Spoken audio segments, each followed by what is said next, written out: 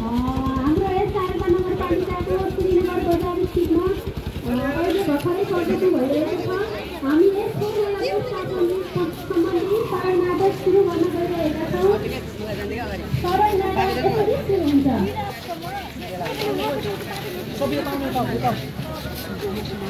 ठिकै छ नि अरू गयो पनि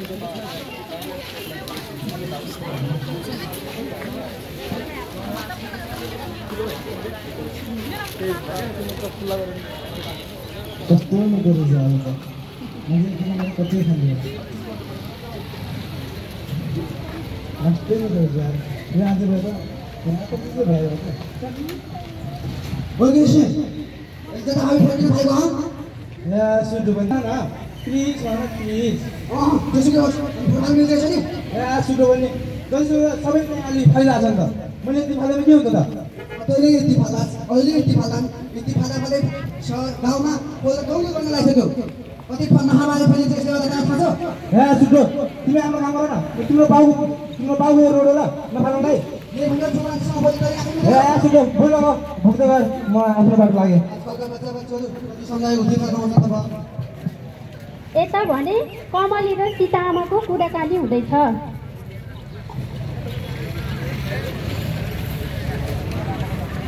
आमा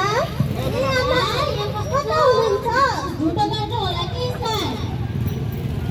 आमा फोन पैसा दिनुहोस् त। के पैसा हो मैले खाली पैसा लगाएको छु यस्तो घरमा आमालाई सघाउनु छैन। कता गएर बस्न भएर आउँछु कि दिनु न फेरि। यहाँ बनाएको नास्ता खाना छोडी घरमा आफूले बनाएर खान सकिँदैन। मेरो हात छ त के गर्ने आज? दिनदिनै घरको खाना खाएर वाक्क लागिसक्यो कि। अन्त हुँदैन मात्रै नास्ता खाँदैन आउँछ दिनु फेरि। यसरी बनाएको नास्ता खानु भएन है मैले भनिसकेको छु।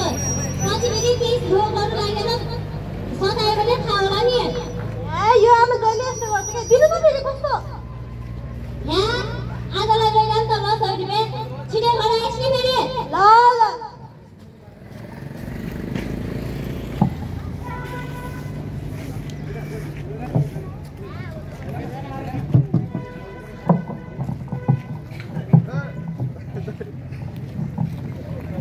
चोटबुट आयो चोटबोट सुगिलो मेरो खोटे पेट चोटबोट आउनुहोस् चोटबुट खानुहोस्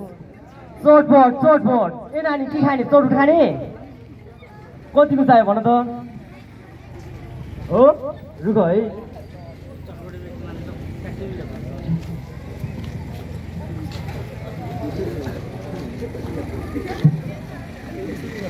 लौ यतिकैमा श्याम काका फेरि केरा खाएर बोक्रा जथा भावी फालिरहनु भएको छ।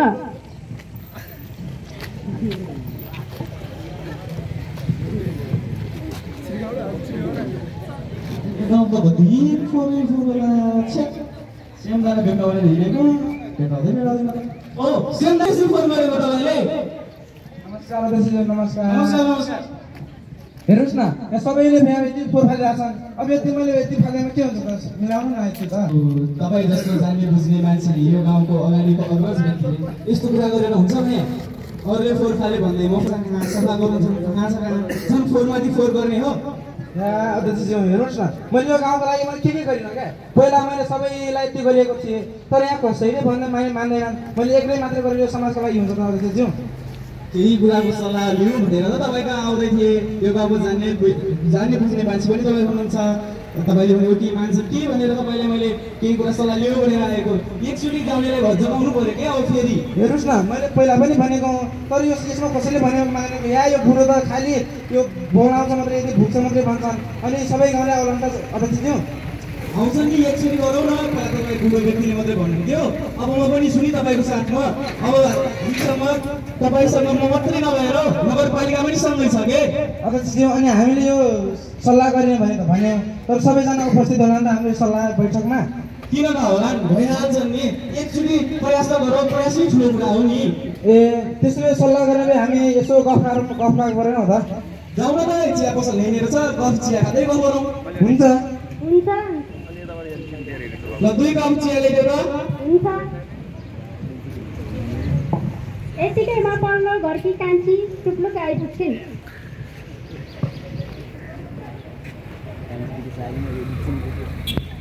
ओहो नमस्कार है सरहरू। नमस्कार मनी नमस्कार आरामै हुनुहुन्छ? आरामै छ नि बस न बस नानी 2 गफ होइन है 3 गफ ल्याऊ 3 गफ धेरै दिनपछि पनि के हो कताबाट आयो कि धेरै दिनपछि आएँ नि अध्यक्षज्यू सानो काम थियो त्यसैले हजुरहरूसँग सल्लाह गरौँ कि भनेर मैले कि के कस्तो कामले पो आयो कि नानी हजुरलाई थाहा छैन र शारदा नगरपालिकाले नयाँ अभियान फोहोर मैला व्यवस्थापन कसरी गर्ने भनेर त्यसैको बारेमा केही सल्लाह गरौँ कि भनेर आएँ हो र हामी पनि त्यही सम्बन्धमा कुरा गरिरहेका थियौँ त्यसैको बारेमा छलफल गरिरहेका थियौँ ठ्याक्कै दिन आयो कस्तो सम्झौँ भएको है हो त अध्यक्षज्यू त्यसो भएको झन् राम्रो भइहाल्यो नि सबैजना तिनैजनाले राम्रोसँग सल्लाह गरेर गाउँलेलाई मनाउला नि होइन नानी यो कस्तो कार्यक्रम सम्बन्धी हो त नानी काकाले अझै बुझ्नु भएन यो कार्यक्रम चाहिँ फोहोर मैला व्यवस्थापन कसरी गर्न सकिन्छ भनेर शारदा नगरपालिकाले नयाँ अभियान सुरु गरेको थियो त्यसैले मलाई चाहिँ पठाएको थियो यो गाउँमा अनि मैले देखेअनुसार यो गाउँ निकै फोहोर हुँदो रहेछ फर्स्ट आयो कि अनि यो गाउँका मान्छे त सबै नराम्रा छन् भन्यो भने मान्दैनन् अनि यो गाउँका मान्छेले भनेको मान्ला त नानी काका पनि कस्तो कुरा नबुझ्नु भएको बुझिहाल्छौँ नि यत्रो समाज छ हामी पनि छौँ हामी तिनैजनाले राम्रोसँग सम्झायो भने फोहोर व्यवस्थापन कसरी गर्न सकिन्छ फोहोर व्यवस्थापन भएन भने के कस्ताहरू गोरु लाग्छन् र फोहोर व्यवस्थापन भयो भने हामीलाई के फाइदा हुन्छ भनेर सम्झाउनु पऱ्यो नि के कस्तो अध्यक्षज्यू हो त नि नानी तिमीले सही कुरा गर्यौ नि यो फोहोर मैलाले गर्दा शारीरिकलाई पनि सामाजिकमा पनि असर पर्ने गर्छ अनि अस्ति भर्खर हाम्रो शारदा नगरपालिकाले एउटा कुरा पारित गर्यो नि जताभावी फोहोर गर्नेलाई रु 500 देखि 50,000सम्म जरिवाना अनि त्यसपछि 1 महिनादेखि 3 महिनासम्म कैद र दुवै पनि हुने व्यवस्था गरेको छ नि नयाँ कुरा पनि सुनाउनु भयो त अध्यक्षज्यू मलाई त यसबारे दिएन ल अब चाहिँ यस्तो भए त कोही गाउँलेहरू पनि सुनेला नि काकाले भन्नुभयो यो गाउँकाले के मान्दैनन् भनेर त्यो अभियान गाउँमा ल्यायो भने मान्लान् पनि अनि त्यो कानुन सुनेपछि मान्ला नि होइन र अध्यक्षज्यू हो त नि मानिहाल्छ नि कानुन त सुनाउनै पर्छ भर्खर निस्केको अलिक कडा छ नि र अर्को कुरा अध्यक्षज्यू यत्रो टोल छ प्रत्येक टोलमा चाहिँ 2-2वटा डस्टबिन चाहिँ राख्नु पर्यो है 2-2वटा डस्टबिन 2-2वटा किन नानी एउटा भए हुन्न यहाँ त एक-एकवटा भए त हुन्छ होला नि काका पनि केही कुरा नबुझ्ने कस्तो खालको हो भने अब यत्रो टोल छ कुहिने र नकुहिने दुवै फोहोरहरू निस्किन्छ त्यो कुहिने र नकुहिने फोहोरलाई छुट्टै राख्नका लागि त एउटा टोलमा 2-2वटा कुहिने र नकुहिने फोहोर राख्नका लागि डस्टबिन त छुट्टै हुनु पर्यो नि के कसो अध्यक्षज्यू हो त नि नानी कस्तो सही कुरा गरेर लिएर आयो नि तिमीले अनि तिमीलाई एउटा कुरा थाहा छ हामीले अस्ति भर्खर बैठक बसेका थियौँ पालिका र वडाले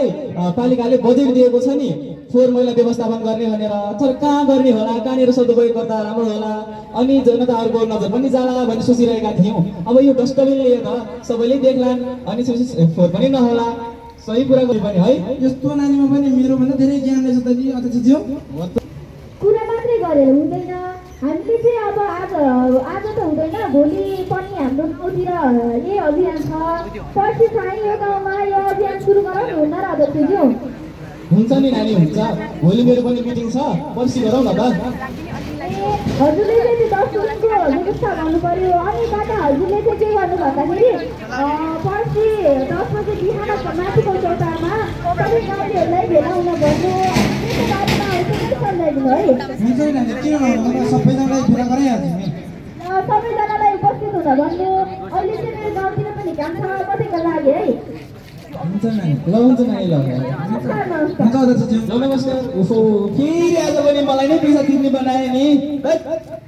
ए गाउँले हाम्रो माथि भोलि यो फोहोर मैला व्यवस्थापन सम्बन्धी सबैजना चौतारामा आउनु है भइसक्यो अब आगो बढाउनु पर्यो कुचो पनि यता पो रहेछ पानी जस्तै बग्ने माया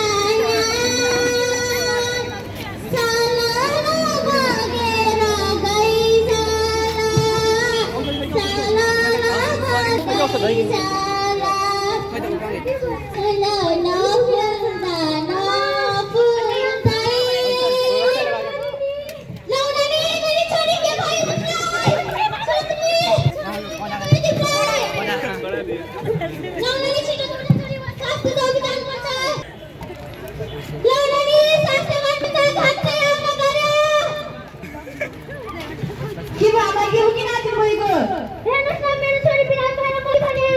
ए तपाईँ हुन्छ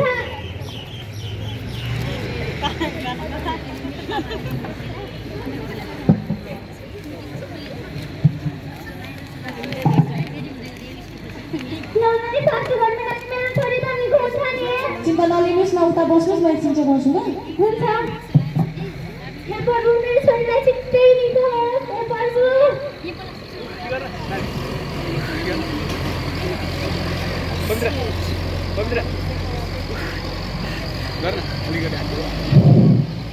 ए पर्नु छिट्टै राम्रोस् मेरो छोरीलाई केही नहोस्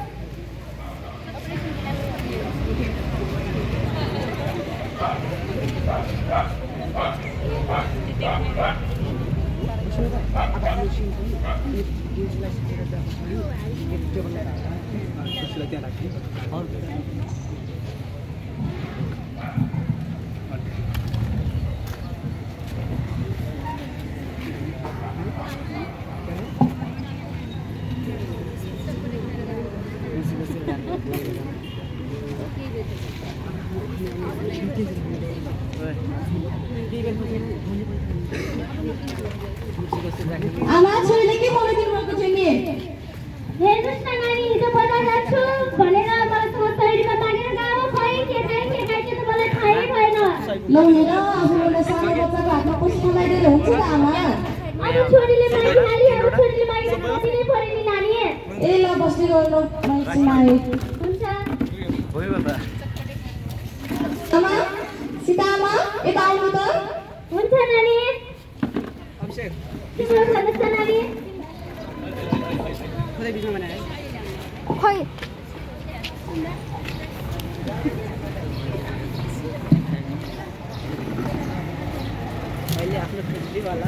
नानी सधैँ सबैलाई तिमी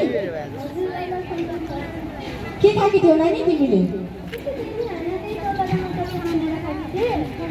ओहो यसरी बाहिरको खानेकुराहरू खाएर हुन्छ त थाहा छ तिमीलाई कति फोहोर छ बाहिर त्यो फोनमा भएका किटाणुहरू हाम्रो खानामा गएर पस्छ अनि हामीले खायौँ भने हामीले थुप्रै रोगहरू लाग्न सक्छ नि हो नि सासू गर्नु नानी हेर्नुहोस् न मैले पनि यसलाई कति सम्झाएको नानी यसरी बाहिरको खाना खानु हुँदैन भनेर उसले त मेरो कुरा सुन्दैन छैन ओहो नानी यसो गरेर त भएन नि आफ्नो मम्मीले भनेको कुरा मान घरमै बनाएको खानेकुरा खाऊ अबदेखि चाहिँ त्यही होला है ओहो नानी छोरीले त उसले बिहा गर्ने भनेको अबदेखि चाहिँ नखाऊ ल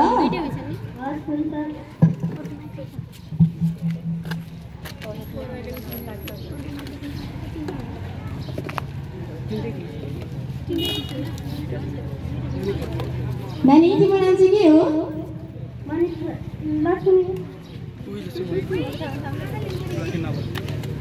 अनि नानी चाहिँ कहाँ पढ्छिन् के भन्नु अरे डाक्टर साहब नानी चाहिँ कति पढ्छिन् नानी त अहिले 8 मा पढ्दैछिन् अनि कति वर्षको भयो 10 वर्षको भयो जम्मा ए ल हुन्छ मैले लेखिदिएको औषधि खानु नबिर्साएर सन्चो भइहाल्छ नि है अनि डाक्टर साहब नानीलाई अलि सिकुरालाई चाहिँ कति समय लाग्छ होला नि चिन्ता नलिनु 1 हप्तामा सन्चो भइहाल्छ नि चिन्ता त लिनै पर्यो नि डाक्टर साहब यति मेरो मायाहरू छोरी अनि त्यो त हो है तै पनि अब चिन्ता नलिनु न औषधि लेखिदिएको खुवाइदिनु अनि अब चाहिँ नदिनु ल पैसा हुन्छ घरमै बनाएको खानेकुरा खुवाइदिनु अनि ख्याल राख्नु अहिलेलाई लाग्यो मैले त डाक्टर साहब ए नमस्ते छोरीलाई तिमीलाई नखाऊ बाहिरको खाना भनेकै छौ नि अब यस्तो लाग्यो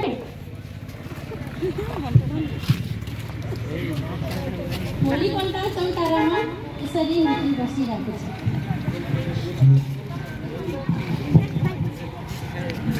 कोही आएका छ छैन म त एक्लै म त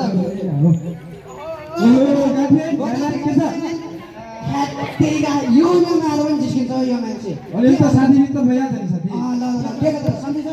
एकदम ल ल ल यहाँ त कोही ठुलो आएर हिँड्छ नि गाँठे यहाँ त यो कोट त बस्ने 5 वर्षदेखिको नयाँ हो अझै पनि रहेछ त यो नयाँ कोट त यार कस्तो जिस्काएको होइन त छोरालाई सिलाइदियो भनेको सिलाइदिएन त्यो त हो हुन त साथी होइन तर हाम्रो के छ आजकल त केटा साथीसँग त हेलो हाई केही पनि छैन त अब न त हेलो हाई गर्नलाई हामीलाई मोबाइल चलाउन आउँछ न त चिठी लेख्ने जमाना छ अब के भन्यो त त्यो त हो अब अलिअलि त यस्तो भेटघाट गर्नु पर्यो नि साथी भाषा भने नमस्ते सीताजी आउनु बस्नु न हजुरहरु सन्चै हुनुहुन्छ सन्चै के हो त आज भोलि त तपाईँको हामीले त हेर्नुहुन्न त के हो के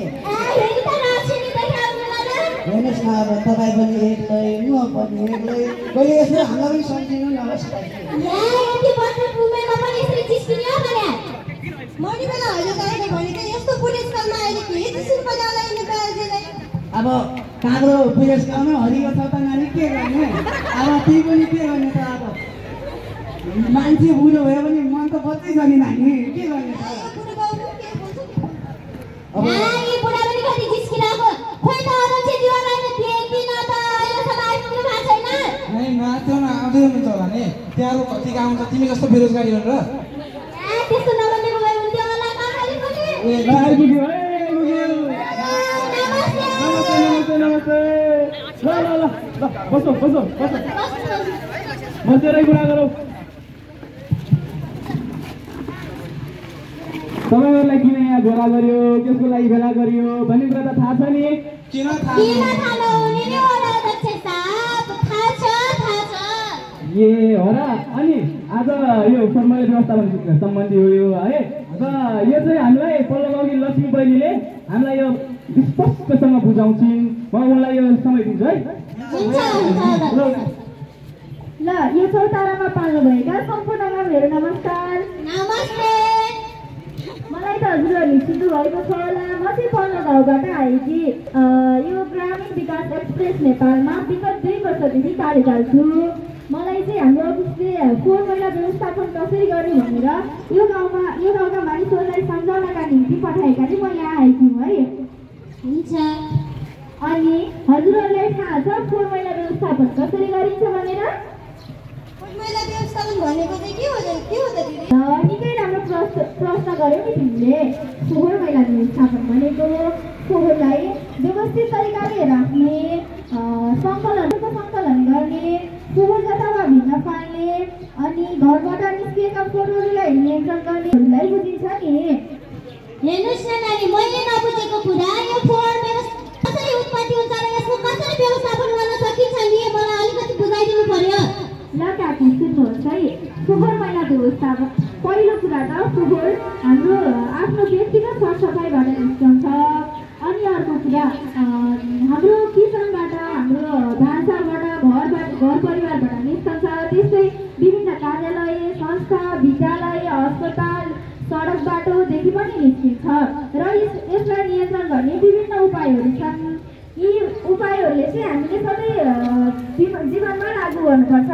जस्तो तपाईँले आफ्नो नङ काट्नुभयो कपाल काट्नुभयो त्योलाई चाहिँ जताभावी फ्यालेर हुँदैन नि कुनै डस्टबिन हुन्छ कुहिनेर नकुहिने डस्टबिन हुन्छ जस्तो यहाँ हेर्न सक्नुहुन्छ तपाईँले यो केराको बोक्रा राखिएको यसमा राख्न सकिन्छ र यो जसमा कपडा अरू चिजहरू छ यसलाई चाहिँ नकुहिने फोहोर भनिन्छ र हाम्रो पालिकामा अर्थात् हाम्रो देशैभरि रियोमा चाहिँ कुहिने फोहोर र निलोमा चाहिँ नकुहिने फोहोर राख्न सकिन्छ नि आमा त्यो त हो नानी अनि हाम्रो घर परिवारबाट चाहिँ फोहोर कसरी सिक्यो नानी ल निकै राम्रो प्रश्न गर्नुभयो ल सुन्नुहोस् है काका हाम्रो घर परिवारबाट चाहिँ कपडाहरू सानो भएमा क्याटीमा हामीहरूले कपडा फाल्छौँ त्यो पनि फोहोर हो हामीले नङ काटेर कपाल काटेर जताभावी फालिदिन्छौँ त्यो पनि फोहोर हो तरकारी कलाउँदा तरकारीको जडाबुटाहरू पनि जताभावी फालिदिन्छौँ त्यसलाई पनि फोहोर भनिन्छ यसरी तरकारी कलाउँदा आफ्नो नङ कपाल काट्दा आफूलाई सानो भएका वा जातिएका कपडाहरू फाल्दा चाहिँ यो घरबाट निस्केकोलाई चाहिँ व्यवस्थित गर्ने चाहिँ हामी बुझ्छौँ तर यो बाहिरको बाहिरको यो फोहोरलाई चाहिँ कसरी व्यवस्थित गर्ने हामी त यो गाउँघरमा जगाइदिन्छ भने सकिन्छ नि त नानी थाहा छ कि नै ल निकै ठुलो गल्ती गर्नु हुँदो रहेछ नि यो गाउँमा ल सुन्नुहोस् है हामीले यसरी फोहोर फाल्यो भने धुवा निस्कन्छ त्यो धुवा चाहिँ कम्तीमा पनि 40देखि 50 किलोमिटर परसम्म गएर असर गर्छ नि त्यो धुवाले थाहा छ वातावरणमा कति असर गर्छ भनेर त्यो वातावरण सफा राख्नका लागि चाहिँ हामीले त्यसरी फाल्नु हुँदैन त्यसरी जलाउनु हुँदैन कि हाम्रो पालिकाको छुट्टै गाडी हुन्छ नि हो त्यो गाडीमा चाहिँ हामीले लगेर फोहोर दिनु पर्यो। त्यस्तो गरेमा फोहोर पनि आफ्नो गाउँ पनि सफा हुन्छ र पालिकाले यस्तो काम गरेको छ है भनेर पनि नाम पनि हुन्छ नि। र अर्को कुरा हामीले अचेल हाम्रो गाउँघरमा विभिन्न भैयाहरू आउनुभएको हुन्छ नि फोहोर लिन, हो त्यहाँहरूलाई फोहोर बेच्यो भने पैसा पनि कमाउन सकिन्छ नि। के कसो अब जस्तो हो त नि नानी, तिमीले सही कुरा गर्यौ। तर ल फेरि भन्दै हो त अझै अलिक बुझेन जस्तो छ। यो गाउँलेका मान्छे अलिकति दिमाग बोधो टाइपको छ क्या। बुझ्नु भयो कि बुझेन?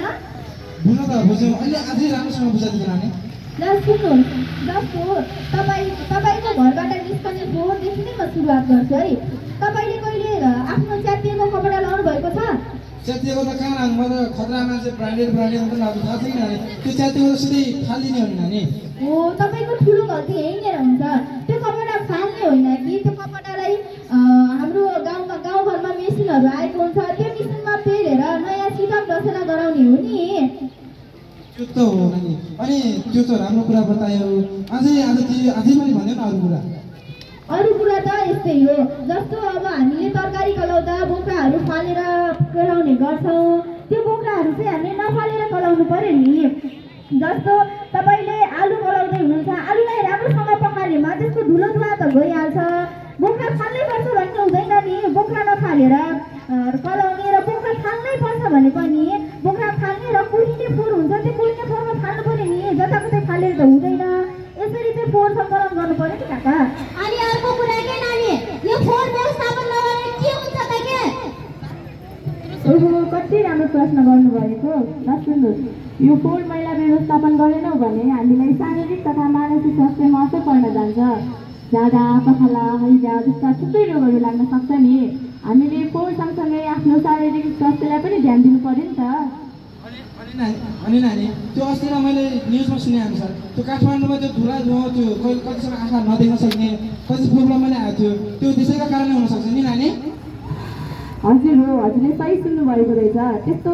कारखानाबाट निक्लेको धुवाहरूले पनि हामीलाई धेरै असर पार्न सक्छ नि। अनि नानी, अब हामी सबै मिलेर गर्नुपर्छ हो कि नानी? अनि एउटा कुरा, यो गाउँका मानिस, मैले सुने अनुसार यो गाउँका मानिसहरू अलिक बढी अटेरी नै हुनुहुन्छ अरे। अघि मैले आउँदा बाटोमा पनि देखेँ एउटा सानो बच्चाले चिकन खाएर बाटोमा फाल्यो। त्यो फोहोर नफाल्नु फोहोर हुन्छ, हामीलाई असर गर्छ भनेको उल्टो तपाईँको बाउको बाटो हो र भनेर फर्काउँछ त बा। हो नि नानी, आजभोलिका बच्चालाई के भएको के, एउटा यो गाउँमा कृष्ण भन्ने नामको मान्छे बस्थ्यो। त्यसलाई मैले जताभावी फोहोर नफाल्न भन्दा मलाई नै ठर्काउँछ। आजभोलि जता पायो त्यही फोहोर फालेर घर वरिपरि फोहोर बनाएर त्यसलाई त मलेरिया लागेर जीवन र मृत्युको बिचमा खेल खेलिरहेको छ नि बिचाराले।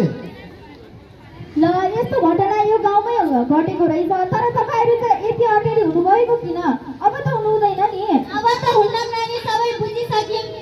ल अब हामीले चाहिँ आजदेखि नै यो गाउँ सफा गर्नुपर्छ नि।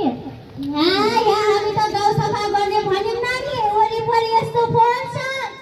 अब अहिलेदेखि नै यो फोहोर सङ्कलन गर्नतिर लागौ कि कसो? ल त्योभन्दा अगाडि चाहिँ एउटा सानो कुरा भन्छ है मैले।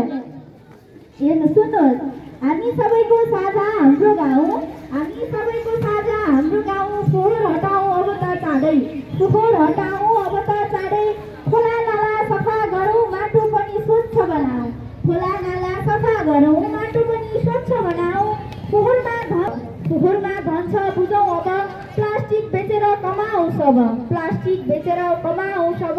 कम्पोस्ट मलले बारी हरियाली, कम्पोस्ट मलले बारी हरियाली। यस्तै हो साँची हाम्रो जिम्मेवारी, यस्तै हो साँचो हाम्रो जिम्मेवारी। ल यस सँगसँगै मैले चाहिँ एउटाको हातबाट चाहिँ हाम्रो शारदा नगरपालिकाले बनाएको मेरो बुबालाई चिठी भन्ने एउटा पत्र छ। त्यो पत्र चाहिँ घरमा लगेर आफ्नो छोराछोरीलाई दिएर हुन्छ कि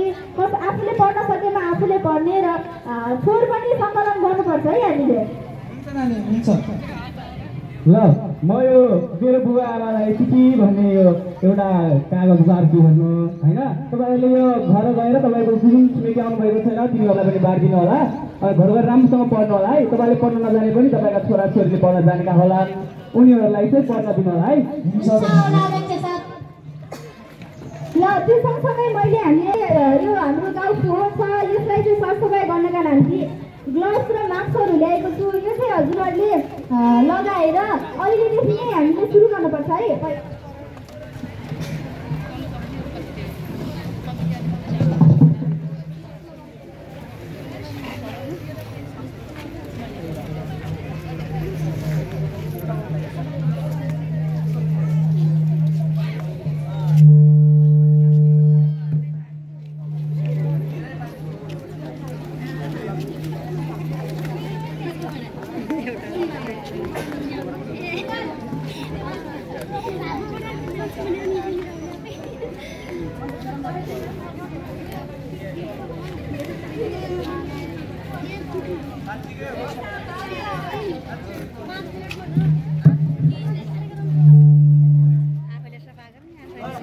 ल सबैजनाले मास्कलाई ग्लोभ्सहरू लगाउनु भयो नि ल जाउँ ल सबैजनाले ओइ कहिले यति खाले केला उठ्नु भएको कहाँ छ खै हिट गर्नु एटा चिप अरूलाई यो भित्र सबैलाई नाटककै भाग पाइले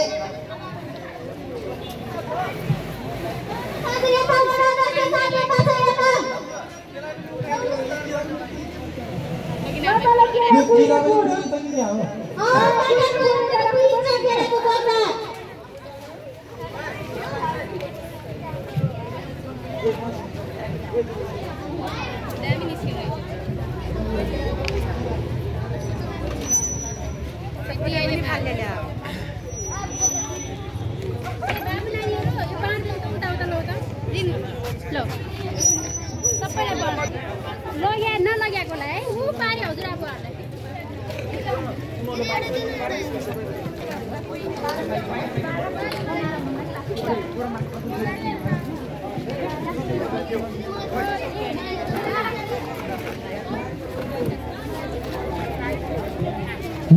हाम्रो गाउँ कति सफा भयो है हेरौँ कति फोहोर छ कि ओ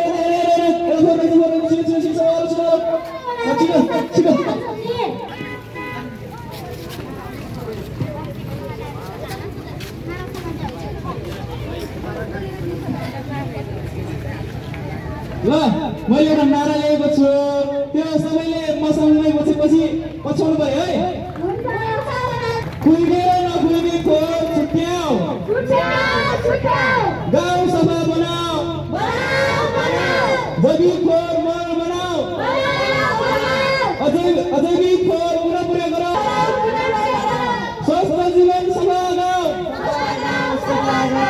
हाम्रो सपना हाम्रो अभियान सफा गाउँ हाम्रो पहिचान फोहोर व्यवस्थापन हाम्रो अभियान फोहोर गाउँ कम्पोस्ट बनाऊ